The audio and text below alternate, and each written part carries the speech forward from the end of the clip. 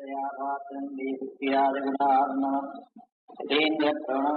रम्यजा मातरम् लक्ष्मीनाथसमारम्भाम् नाथयामुनमध्यमाम् अस्मदाचार्यपर्यन्ताम् वन्दे गुरुपरम्पराम् यो नित्यमित्यतपदाम्बुजेश्वरत्वम् व्यामोहतस्तदितराणि गुणाय मेने अस्मद्गुरोः भगवतोऽस्य दैकसिन्धोः पावानुजित्य चरणौ शरणं प्रपद्ये मातापिता युवतयस्तनया विभूतिः सर्वञ्जनेन नियमेन मदन्मयानाम् आद्यञ्जन कुलपतेरकुलाभिरामम् श्रीमत्सदगिरिगुणम् प्रणमामि मूर्धना भूतन्तरस्य महदाह्वयभट्टनाथ श्रीभक्तिसार कुलशेखर योगिवाह भक्तान्विरेण परकालयेन्द्रमिच्छा श्रीमत्पराङ्कुशम् प्रणतोस्मितम् लोकगुरुम् गुरुभिस्सह पूर्वैः पूर्वपूर्वोक्तवदासमुदारम् श्रीरङ्गपत्यविरामवरेशोदीप्तयानुगुरुं च विजये लोकाचार्याय गुरवे पुत्रवादस्य सूनवे संसारभूषणस्य नमः लोकाचार्यकृपापात्रं कौण्डिन्यकुलभूषणं समस्तात्मगुणावासं वन्दे गुरुकुलोत्तमम् नमस्ते सेवनाथाय कुन्तीनगरजन्मने प्रसादलब्धपरमप्राप्तिकैङ्कर्यचारिणे लोकाचार्यवदान्मोचराजहंसायितान्तरम् ज्ञानवैराग्यजलधिं वन्दे स्वामिवरं गुरुं श्रीजिह्वावदती सदा दासमवनोशेषशास्त्रविदं सुन्दरवर गुरुकरुणाकन्दलित ज्ञानमन्दिरं कलये श्रीशैलेन्द्रयापात्रं दीपक्यागुणानं तीन्द्रक्रमं वन्दे रम्यामातरं काश्यपामयसञ्जातं प्रियानन्दसागरं कान्तिदासफलं वन्दे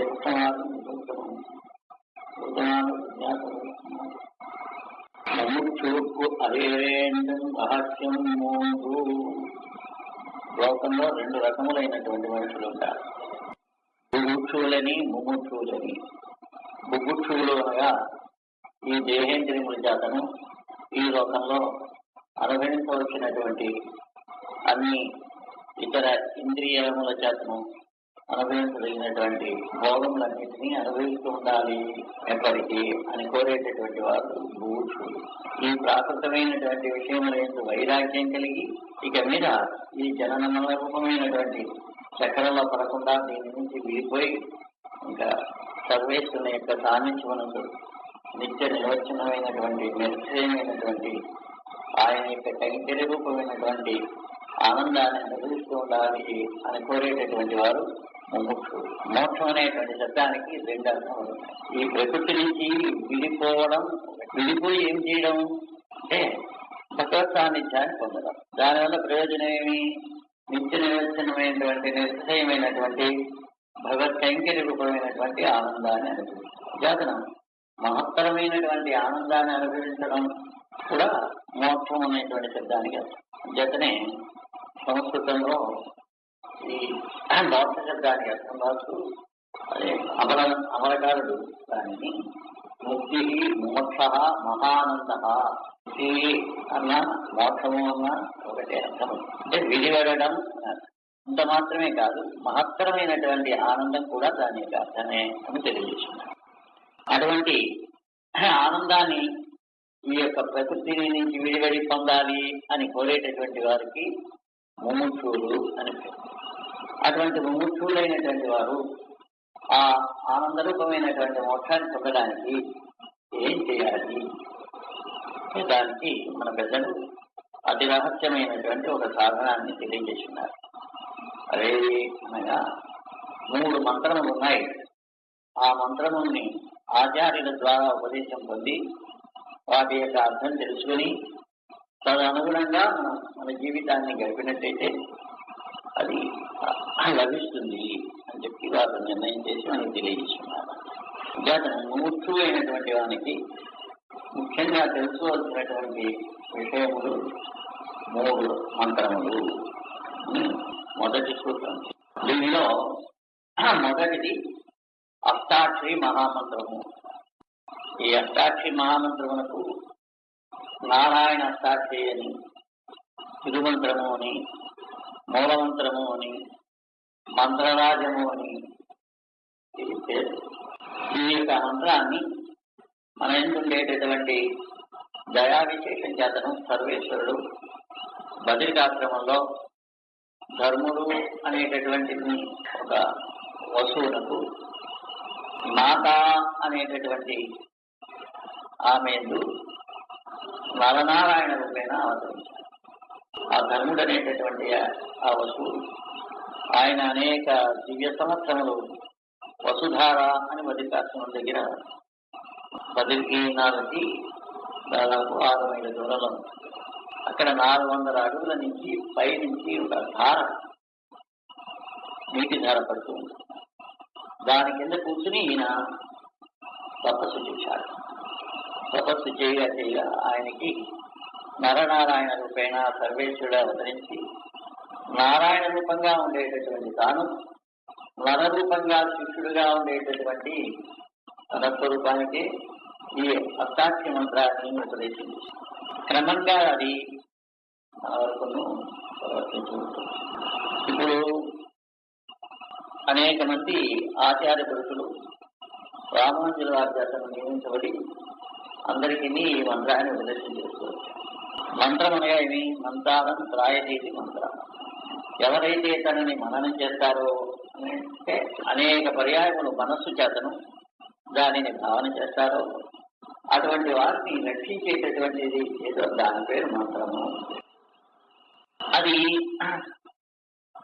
బాగా పురస్కరణ చేసి ఆ మంత్రాన్ని యొక్క సిద్ధిని పొంది వారు ఉపదేశం చేస్తే మనకి కూడా ఆ మంత్రం ఉపయోగిస్తుంది. అనగా మనం ఎవరి దగ్గర ఉపదేశం పొందాలి, ఎటువంటి వారి దగ్గర ఉపదేశం పొందాలి అంటే ఏ మంత్రాన్ని అయితే ఉపదేశం పొందుతున్నామో ఆ మంత్రాన్ని దాని చెప్పబడినటువంటి నియమ ప్రకారంగా పురస్కరణ జపం చేయాలి. అలాగే పురస్కరణ చేసి దాని యొక్క సిద్ధిని పొంది ఉండాలి. అటువంటి వారి దగ్గర మనం ఉపదేశం పొందితే ఆ మంత్రం మనకి ఉపయోగిస్తుంది. వారికి సిద్ధి లేకపోతే మనకి ఉపయోగించదు. అయితే ఇప్పుడు లోకంలో అందరికీ కూడా సమాశ్రయం చేసి మంత్రాన్ని ఉపదేశం చేసేటటువంటి ఆచార్య పురుషులకు అందరికీ అటువంటి సిద్ధి ఉందా?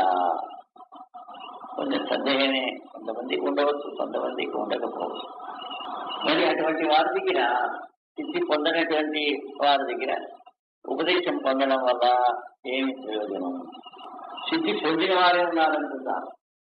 అటువంటి వారి దగ్గర వందల కొద్దీ, వేల కొద్దీ, లక్షల కొద్దీ మందికి ఉపదేశం పొందుతున్నారు. వారు ఉపదేశం చేస్తున్నారు కదా. అయితే ఇంతమందికి కూడా ఉపకరించేంత శక్తి వారి దగ్గర ఉందా? అది సందేహమే. అలాగా సిద్ధి పొందినటువంటి వారి దగ్గర ఉపదేశం పొందడంలోనూ సందేహం, సిద్ధి పొందారో లేదో అనేటటువంటి సందేహం కలిగినటువంటి వారి దగ్గర ఉపదేశం పొందడంలోనూ సందేహం. ఇటువంటి స్థితిలో మరి ఈ ఉపదేశాల వల్ల మనకి ఎంత ఉపకారం జరుగుతుంది అనేటటువంటి విషయాలు. అయితే దీంట్లో ఒక రహస్యం ఉంది. ఈ మంత్రాన్ని ఉపదేశం చేసిన వారెవరు? సాక్షాత్తు నారాయణుడే. ఆయన బదరికాశ్రమంలో ఇప్పటికి యోగాసనంలో ఉండి ఈ మంత్రాన్ని జపిస్తూ ఉన్నారు. ఇప్పుడు బదరికాశ్రమం కనుక మనం వెళ్ళి చూసినట్టయితే బద్రీనారాయణుడు యోగాసనంలోనే ఉన్నారు. అలాగే నారాయణ ఉపదేశించేటువంటి నారాయణుడు కూడా ఆయన ఉపదేశములతోటి ఆయన యోగంలోనే ఉన్నారు.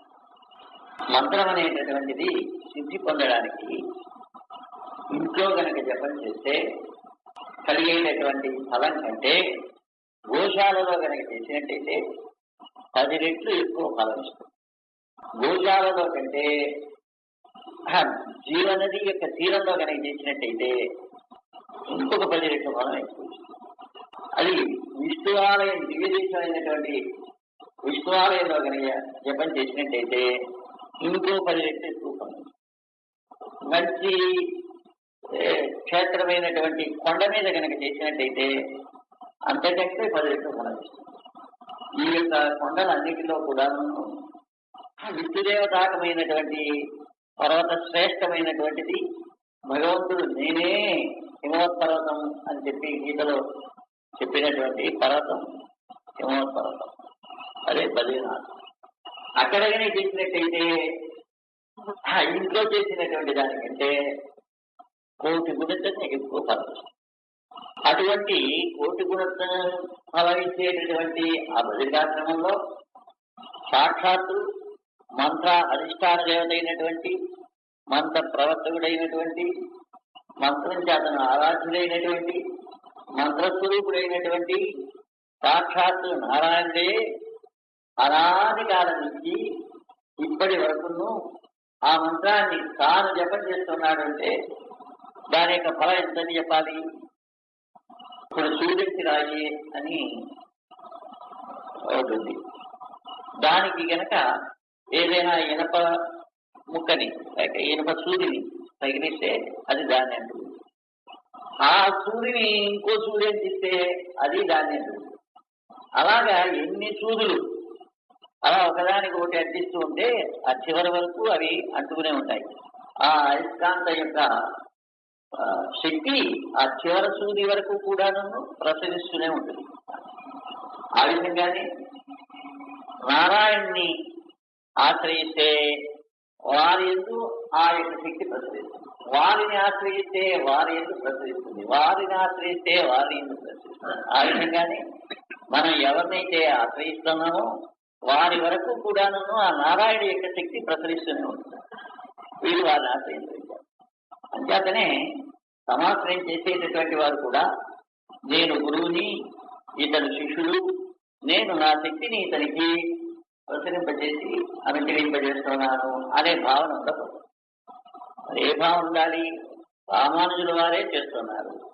రామానుజుల వారి యొక్క అర్థకుని మనం రాసేటప్పుడు రాయడానికి ఉద్దేశించేటటువంటిది జీవాత్మ. అది మనస్సు ద్వారా రాయాలి అని ప్రేరేపణ చేసుకుని చేతి ఆ కళాన్ని పెట్టుకుని రాస్తారు. రాసేది కళమే అచేతనం. కానీ ఆ రాతికి ఉండేటటువంటి శక్తి ఎక్కడిది? ఆ కళకి సంబంధించినటువంటి చేతి ద్వారా, చేతికి ఆ మనస్సు ద్వారా, మనస్సుకి ఆత్మ ద్వారా వచ్చినటువంటి శక్తి ఈ రాతలో ఉంది. ఆ విధంగానే ఇప్పుడు మనకి ఉపదేశం చేసేటటువంటి వారు రామానుజుల వారి యొక్క అష్టకులు అని చెప్పి కనుక ఆ భావనతో ఉపదేశం చేస్తే రామానుజుల వారు సాక్షాత్తు నారాయణ ఆశ్రయించి ఆయన యొక్క శక్తిని పూర్తిగా పొందినవారు కనుక ఆ నారాయణ యొక్క శక్తి మనకి కూడా అంచేతను నారాయణ యొక్క శక్తికి అనంతమైనది. ఎన్ని కోట్ల మందికి మనం ఉపదేశం చేసినప్పటికీ కూడా ఆ శక్తి ప్రసరిస్తూనే ఉంటుంది. దాంట్లో అది ఎప్పుడు తరిగేటటువంటిది కాదు.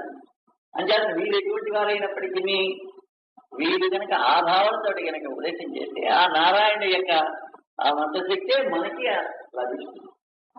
అంచేత వీరి విషయంలో మనం వీరికి శక్తి కలగాలా లేదా, వీరు పునశ్చరణ చేశారా లేదా, వీరికి మంత్రశక్తి కలిగిందా లేదా, ఈ శంక పొందకూడదు.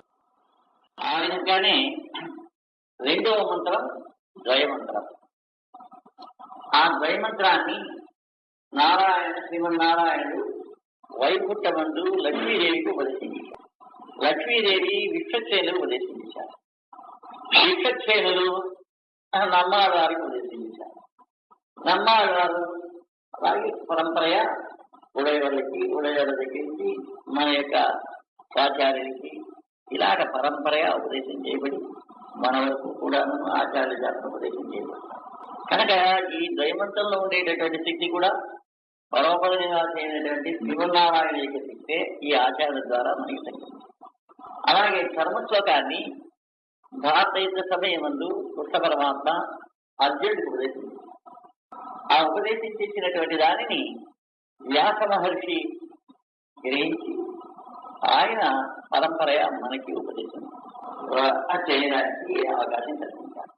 సంజయుడు అని చెప్పి మహాభక్తుడు ఒక ఆయనని వ్యాస మహర్షి దివ్య దృష్టి, దివ్య శ్రవణ శక్తి ఇచ్చి ఆ యుద్ధంలో కృష్ణ పరమాత్మ అర్జునుడికి ఉపదేశం చేసినటువంటి సేనల యొక్క మధ్య ఉంటూ ఉపదేశం చేశారు.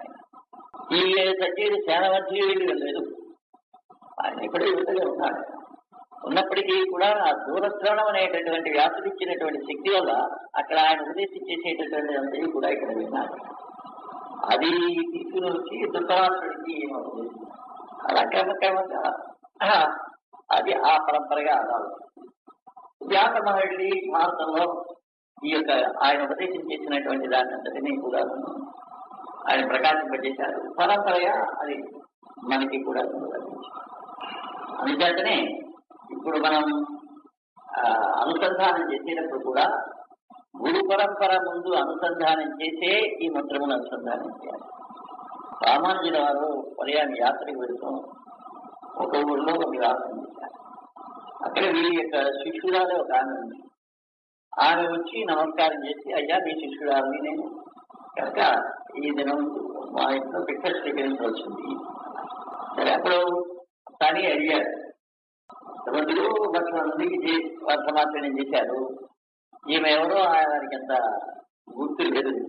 అయినప్పటికీ ఆ పని చెప్పవలసింది అని, ఎప్పుడు అయ్యావు, ఎక్కడయ్యావు, ఆ గుర్తులన్నీ అడిగి ఈమె సమాసైన అయినటువంటి ఆమె అని చెప్పి తేడాగా నిశ్చయం చేసుకుని అలాగే వస్తాం అని చెప్పి ఒప్పుకున్నాను. సరే ఆమె ఇంటి దగ్గరికి వెళ్ళి అంతా అలిగేసేసి శుభ్రంగా మడి కట్టుకుని ద్వయానుసంధానం చేసుకుంటూ వంట చేస్తాం. మనం ద్వయానుసంధానం చేసుకుంటూ ఏ పనైనా చేయవలసింది అని చెప్పి మనకి నియమం. ఆ నియమ ప్రకారంగా ఆమె ద్వయానుసంధానం చేసుకుంటూ తెలియజేస్తాం. రామానుజుల వారు ఆమె ఎలా తెలియజేస్తుందో చూసి రావాల్సింది అని చెప్పి తన శిష్యులు గమనించారు. వీళ్ళు వెళ్ళి చూస్తే ఆమె ద్వయానుసంధానం చేసుకుంటూ చేసేటటువంటిది చూశారు. వచ్చి రామానుజుల వారితో చెప్పారు, ఇలాగా ద్వయానుసంధానంతో ఆమె తెలియజేస్తుంది. తెలియంత అయిన తర్వాత ఆమె వచ్చి ఏం చేయవలసింది అంటే నేను రావాలన్నారు.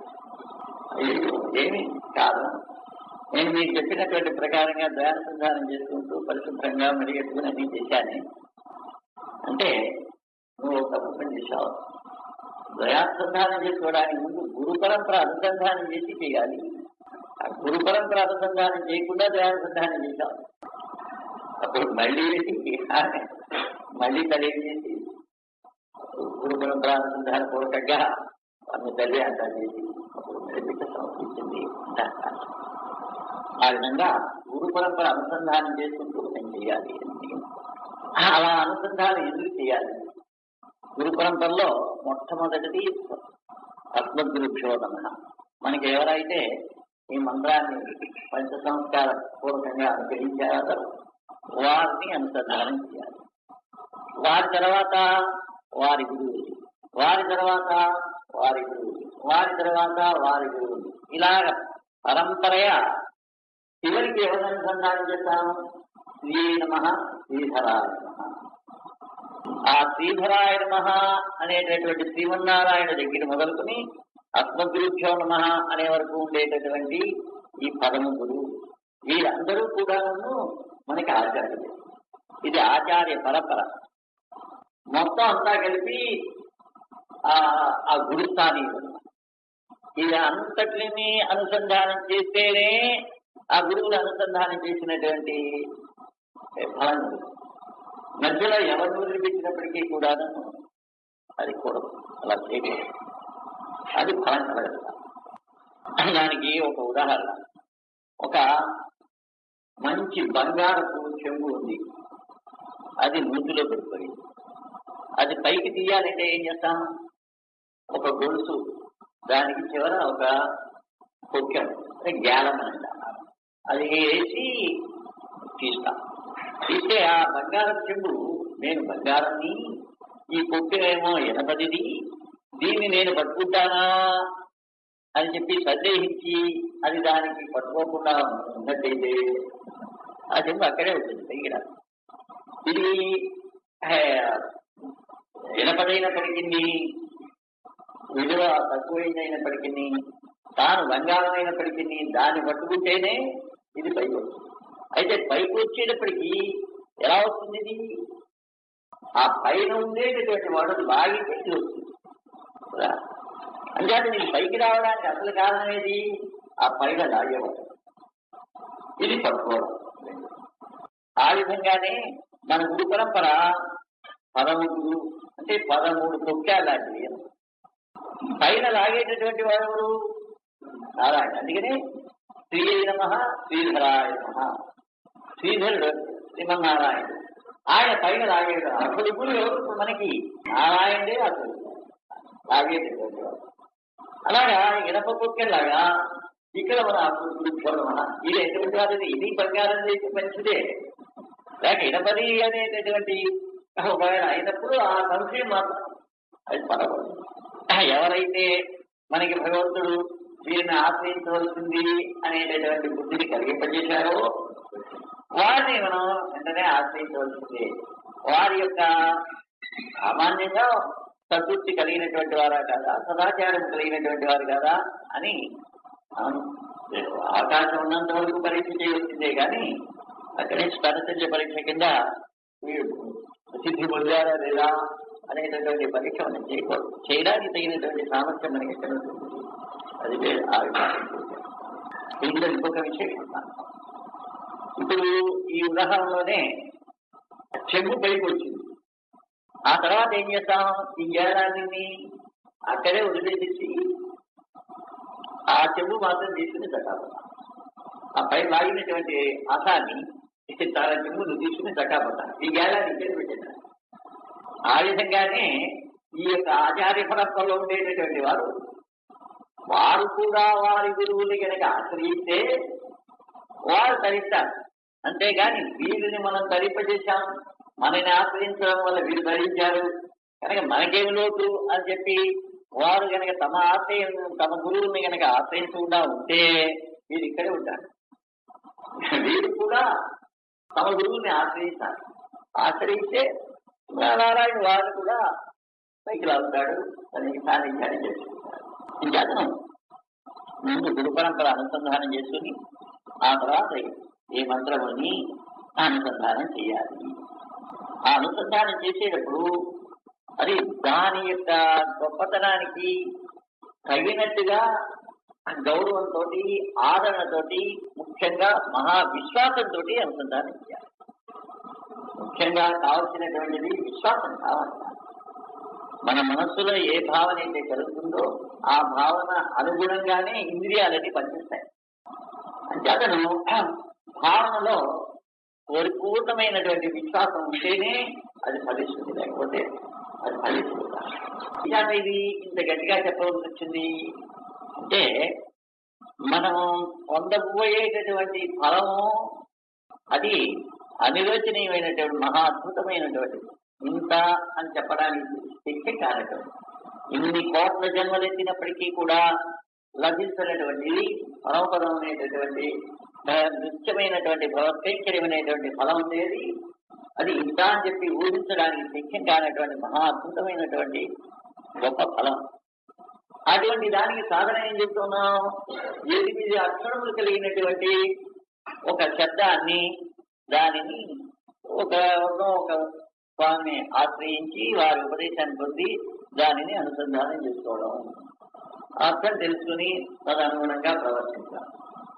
ఇన్ని కోట్ల జన్మ నుంచి ఇన్ని అనుష్ఠానాలు చేసుకుని ప్రవర్తిస్తే రానటువంటి ఆ మోక్షం అనేటటువంటి ఫలం, పరమపదం అనేటటువంటి ఫలం ఈ 8 అక్షరములు వస్తుందా, ఈ అర్థం తెలిసిన అనుష్ఠానం చేయడం వస్తుందా అని సామాన్యంగా నిరాదరణ. ఏదైనా బాగా కష్టమైనటువంటిది పని అయితే దానివల్ల ఫలం గొప్పగా వస్తుందేమో అని లోకంలో ఎక్కువ డబ్బు ఖర్చు పెట్టినా, ఎక్కువ శరీర కష్టపడినా దానికి గౌరవించు. ఇప్పుడు మామూలుగా ఏదో ఎద్దుగడ్డి ఎక్కి వెళ్ళేటటువంటి దృష్టం వస్తే ఈ ఇంటి వరకు వెళ్ళి గుమ్మం దాకా వెళ్ళి సరే వెళ్ళి రండి అంటాం.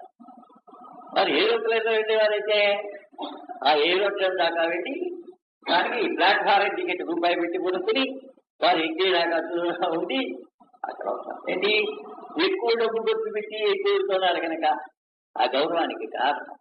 ఆ విధంగానే శరీర కష్టం ఎక్కువగా కనుక పడినట్టయితే దాని ఎందుకు గౌరవించు.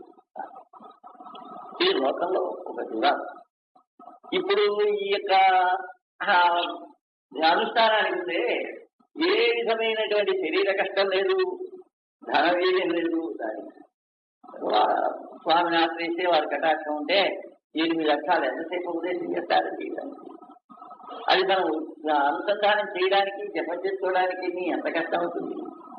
ఇప్పుడు చూడండి, ఈ స్వామి మలయ అయ్యప్ప శబరిమల వారు అనేక మంది అక్కడికి వెళ్ళి ఆ అనుష్ఠానాన్ని చేసి వస్తున్నారు. దానికి 44 రోజులు ఎంతో అది ఒంటిపూట ఉపవాసం ఉండాలి.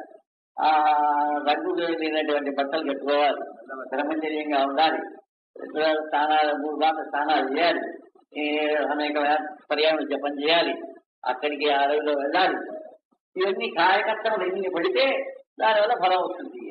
వారికే అయ్యా అష్టాక్షి మంత్రాన్ని ఉపదేశం ముందు మీరు జపం చేసుకోండి, అంతకంటే ఎక్కువ ఫలం వస్తుంది అంటే వారికి మనసు ప్రవర్తించడానికి బుద్ధి పుట్టదు. ఇంకా ఇంత కష్టమే లేదు దీంట్లో. ఏమిటండి ఈ అష్టాక్షి మంత్రం జపం ఏది ఉపదేశం పొందిన వారు యశువుడి వైష్ణవుడే. యశువుడే కదా, వైష్ణవుడికే అది ఉపదేశం చేయాలి, ఉపదేశం పొందాలి. వీరికి ఏ నియమాలు ఆ నియమాలు అటువంటి కష్టమైనటువంటి నియమాలు ఏ వైష్ణవ సంప్రదాయం అండి. తెల్లారైతే లేస్తారు, ఏదో పిలవాలంటారు, తిరువారాధన అంటారు, చివరికి మంచి వేడి వేడి చక్కెర పొంగలి, విహార దద్దోజనం ఈ వారికి తిరిగిగా పెరువాళ్ళ పేరు పెట్టుకుని ఏం కష్టం చక్కగా భగవతి నిర్మాల్యం అంటారు. మంచి కంచె పంచలు కట్టుకోవడం, చంద్రం పూసుకోవడం, మాలికలు వేసుకోవడం, ఇంకా భోగాలు ఇంద్రియ భోగములు అనుభవించడమే కనిపిస్తుంది. కానీ శరీరంగా కష్టం కానీ ఇతరమైనటువంటి కష్టం కానీ ఏం కనిపించడం లేదు. దీనివల్ల ఏం ఫలం కలుగుతుందండి అని అనాదరణ కలుగుతుంది. అందులో కేవలం 8 అక్షరం మంత్రం వల్ల ఎక్కువ అనాదరణ కలుగుతుంది. అలా అనాదరణ కలగకుండా ఇది ఇంత ఫలం ఇచ్చేటటువంటిది అని చెప్పి తెలుసుకుని దాని అయినటువంటి ఆదరణ గౌరవములు కలవాలి. ఇది గుర్తించాలి. ఒక బియ్య చదువుకున్నటువంటి కురవాడు ఒక వైష్ణవ సంప్రదాయస్తులైనటువంటి తమ మిథిలమ్మని అడిగాడు, నువ్వేదో వైష్ణవులు చాలా గొప్పవారు, చాలా విశేషమైనటువంటిది వైష్ణవ సంప్రదాయం అని చెప్పి అంతా పోతూ ఉంటావు. మీ ఊళ్ళో 20,000 మంది ఉన్నారు, దానిలో 2-3 వైష్ణవులు, తగ్గిన వాళ్ళందరూ కూడాను ఇతర సంప్రదాయస్తులు. ఇంతమంది ఎత్తుగా ఇతర సంప్రదాయస్తులు ఉన్నప్పుడు అది గొప్పది, కానీ 2-3 ఉండేటటువంటి ఈ వైష్ణవ సంప్రదాయం ఏం గొప్పది అని అడిగాడు. అది చాలా తెలివే. అవి రా నాయనా అని చెప్పి ఆ కురవాన్ని దొడ్డుకు తీసుకుని అక్కడ ఆ దొడ్డి నిండా పారేసినటువంటి పొంగల యొక్క పెంకులన్నీ ఉన్నాయి, చిన్న చిన్న రాళ్ళు అన్నీ ఉన్నాయి. ఇవన్నీ చూపించింది. ఆయన ఇక్కడ ఎన్ని రాళ్ళు ఉన్నాయి, ఎన్ని పెంకులు ఉన్నాయి, ఆ దొడ్డి నిండా ఉన్నాయి, 1000 కొద్ది ఉన్నాయి. మళ్ళీ ఇంట్లోకి రాళ్ళు తీసుకుని వెళ్ళి ఇనపెట్టి తీసి దాంట్లో ఒక వజ్రపు ఉంగరం ఉంది. ఆ ఉంగరం తీసి మన ఇంట్లో వజ్రాలు ఎన్ని ఉన్నాయి, వజ్రాలు ఎన్ని ఉంటాయి, ఒకటే ఉంది. ఈ ఒకటే ఉండేటువంటి వజ్రం యొక్క విలువ ఎంత? 1000 కొద్ది దొడ్లో పడి ఉండేటటువంటి ఆ చిల్ల పెంకులు రాళ్ళ యొక్క విలువ ఎంత? అవి కూర్చున్నాయని చెప్పి అవి గొప్పవి, అవి విలువవి అంటావా? ఒకటే ఉంది అని చెప్పి ఇది గొప్పది, దీని విలువ ఎక్కువ ఉంటావా?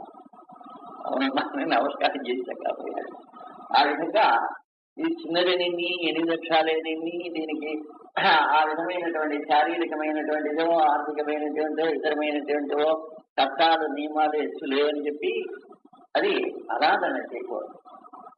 దీని గురువు పరిపూర్ణమైనటువంటి విశ్వాసం కలిగినటువంటి వారే దీనికి అనుసరించవలసినటువంటి నియమాలన్నీ అనుసరిస్తూ దీనికి ఆదరణ కలిగి ఉండాలి. ఆ ఆదరణ కలిగి ఉండడంలో 3 ప్రధానమైనటువంటివి అన్నారు.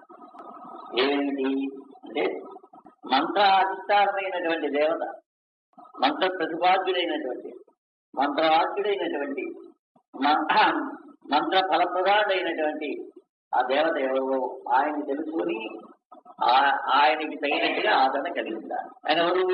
సాక్షాత్తు పరపద నివాసమైనటువంటి శ్రీమన్నారాయణ, లోకం యొక్క సృష్టి స్థితిలయ కారకుడైనటువంటి మోక్షప్రదాత అయినటువంటి వాడు. రెండోది, ఇటువంటి మంత్రాన్ని మంత్రమందు ఆదరణ కలిగి ఉండాలి. ఏదో చిన్నదైనటువంటి మంత్రం అయ్యా అనుకోకుండా ఇది సాక్షాత్ అటువంటి ఆయన యొక్క స్వరూప, రూప, గుణ, విభూతి అన్నిటినీ కూడా ప్రతిపాదన చేసేటటువంటి సృష్టి స్థితి లయములకన్నిటికీ కారణమైనటువంటి అటువంటి మోక్షం అనేటటువంటి దాన్ని యోదగినటువంటి మహామంత్రం దీనికి మించినటువంటి మంత్రం లేదు కనుకనే దీనికి మంత్ర రాజం కనుక ఇటువంటి మంత్రం అని చెప్పి తెలుసుకుని దీని ఎందు ఆదరణ కలగాలి. ముందు మంత్రమందు ఆదరణ, మంత్ర ప్రతిపాద్యుడైనటువంటి భగవంతుని ఎందు ఆదరణ, ఇటువంటి మంత్రాన్ని మనకి అనుగ్రహించినటువంటి ఆచార్యుల ఎందు ఆదరణ. ఈ 3 విధములైనటువంటి ఆదరణ కలిగి ఉండాలి. ఎంత విశ్వాసం అయితే మనకు ఉంటుందో దాని యొక్క ఫలం కూడా అంతగా ఉంటుంది. కొంతమంది మంత్రం చదువుతున్నామండి, నాకేం ఫలించలేదండి అంటుంటారు. దానికి కాదు ఏంటి, వారికి విశ్వాసం తగ్గు